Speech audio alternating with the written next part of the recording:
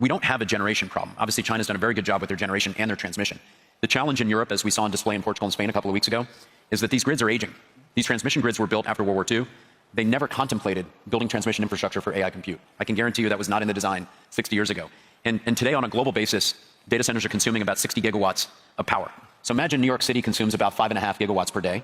So think about that. That's almost 11x New York City's happening every day in compute, going to 300 gigawatts. So we know that there's 240 gigawatts of power that has to be created to make AI work. That's a big task. And we put that up against a current market construct where essentially the data center industry is turning on about 5 to 6 gigawatts per year.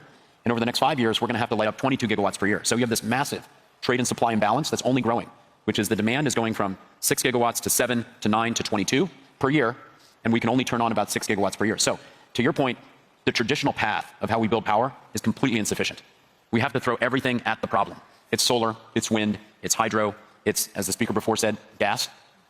Building microgrids, building grid-independent infrastructure is critical to the future of AI.